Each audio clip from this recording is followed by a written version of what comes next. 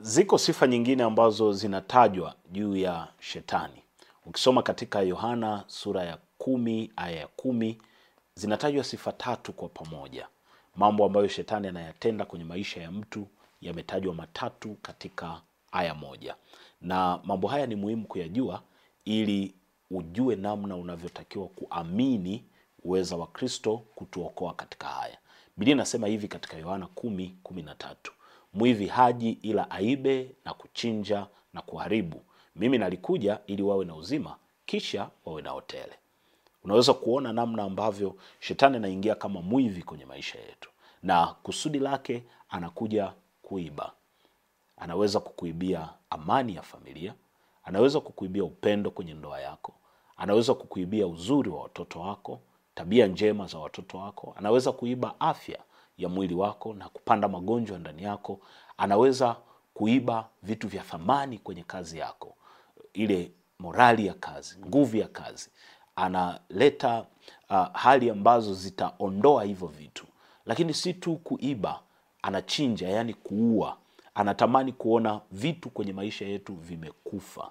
Anatamani kuona vitu haviwi hai kwenye maisha yetu.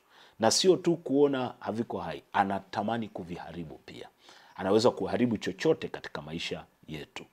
Lakini tunamtukuza Mungu kwa kweli anayoifunua kwetu, ya kwamba Kristo alikuja ili tuwe na uzima. Hili ndilo tumaini kubwa tunapaswa kulishika. Amekuja kwetu tuwe na uzima, na kisha tuwe na huu uzima tele. Kwa hiyo shetani asiendelee kutudanganya na nguvu yake ya kuharibu, nguvu yake ya kuiba na nguvu yake ya kuchinja. Tunayo neema katika Kristo izidio hayo mambo matatu ambayo shetani anayafanya. Mungu ameachilia neema kwetu ya kwamba uwepo uzima ndani yetu. Popote pale ambapo ameharibu kitu, Kristo aingie ndani yako na kukupa uzima. Chochote kile ambacho kimekufa ndani ya maisha yako, kwenye familia yako, kwenye ndoa yako, chochote alichokiiba katika maisha yako, amani ya nyumba yako, Kristo aingie ndani ya nyumba yako na kuleta uzima. Shetani asiendelee kutawala. Unachopaswa ni kuamini hili ambalo Kristo analifanya, kwa kuwa hili ni kubwa kuliko hayo ayatendayo shetani.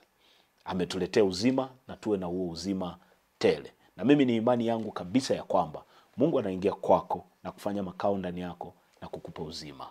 Kila kilichoharibika kitatengenezwa. Yale ambayo shetani ameyavunja na kuyaharibu, yale ambayo shetani ameyaua, yale ambayo shetani ameyaiba, Mungu anayainua, anakupa yaliyo na nguvu na yenye baraka. Na tuombe.